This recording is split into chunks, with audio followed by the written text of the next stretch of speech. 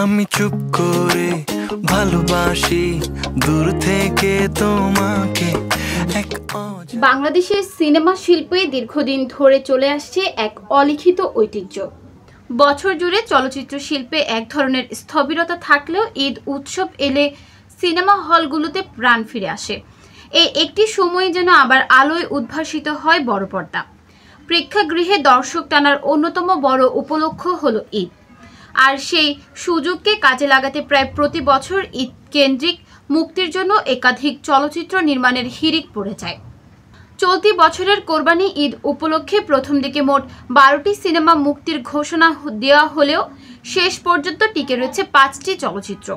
নানা জটিলতা, বুকিং এজেন্টদের অনীহা, প্রেক্ষাগৃহ সংকট ও মৌসুমী নির্মাতাদের সিদ্ধান্ত পরিবর্তনের কারণে বাকি সিনেমাগুলোর ঈদ মুক্তি বাতিল হয়েছে।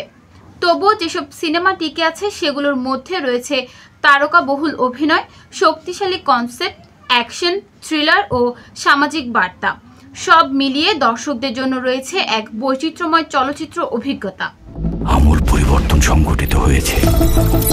আজ দেশ জুড়ে ভয়াবহ দুর্যোগের সমূহ সম্ভব। ঈদ মানে সাকিব খান। দর্শকদের কাছে এই অভিনেতার সিনেমা মানেই এক ধরনের বাড়তি আগ্রহ। এবারও এর ব্যতিক্রম নয়।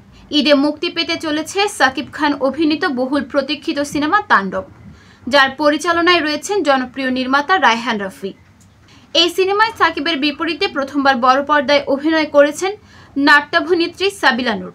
এটি তার অভিষেক সিনেমা।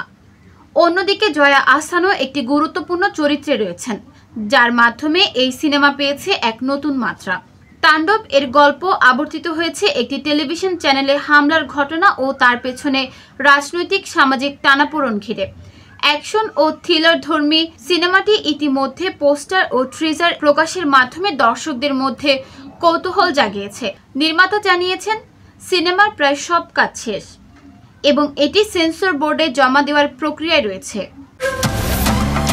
এই যে ঢাকা শহরে হঠাৎ করে এত অপরাধ বেড়ে গেছে, সবাই ভাবছে। ঈদে মুক্তি পাচ্ছে আলোচিত আরেকটি সিনেমা ইনসাফ, যেখানে মুখ্য ভূমিকায় দেখা যাবে তাসনিয়া ফারিন, মোশাররফ করিম ও শরীফুল রাজকে।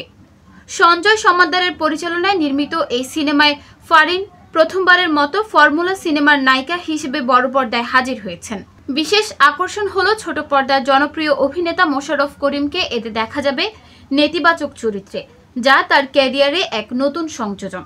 সমাজের বিচার ব্যবস্থা, আইন ও ন্যায় বিচার নিয়ে একটি চ্যালেঞ্জিং ও মনস্তাত্ত্বিক গল্প নিয়ে তৈরি হয়েছে ইনসাফ।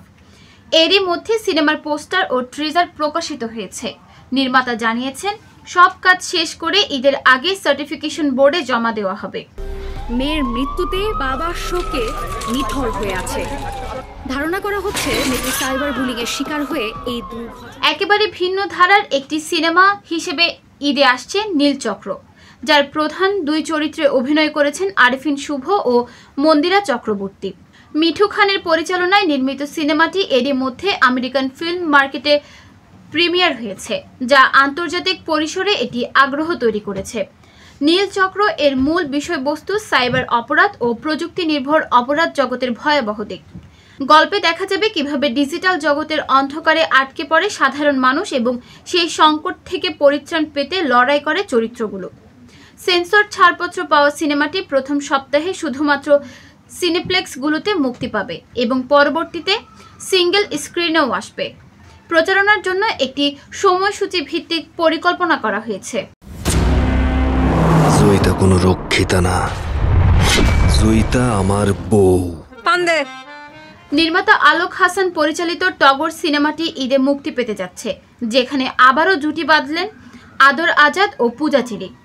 একটি থ্রিলার ও অ্যাকশন ঘরানার কাহিনী নিয়ে নির্মিত এই সিনেমার ট্রিজার, পোস্টার এবং গান ইতিমধ্যে প্রকাশিত হয়েছে। পরিচালক জানান এই সিনেমা ঈদেই মুক্তি পাবে তা অনেক আগে ঘোষণা দেওয়া হয়েছিল। তবে বর্তমানে ঈদ উপলক্ষে যেহেতু একাধিক সিনেমা মুক্তির তালিকায় রয়েছে, তাই প্রতিযোগিতা বাড়বে বলেই ধারণা। তবুও তারা প্রস্তুত এবং আত্মবিশ্বাসী। খুনসহ ধর্ষণ, জেসমিন টিউলিপ।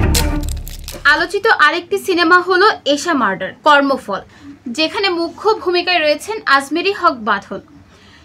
এখানে তাকে দেখা যাবে একজন পুলিশ অফিসারের চরিত্রে। যিনি 3টি তরুণীর রহস্যজনক খুনের তদন্ত করছেন। সিনেমাটি পরিচালনা করছেন সানি সানোয়ার। নির্মাতা জানিয়েছেন, আগেও কয়েকবার মুক্তির পরিকল্পনা থাকলেও দৃশ্য ধারণ অসম্পূর্ণ থাকায় তা সম্ভব হয়নি।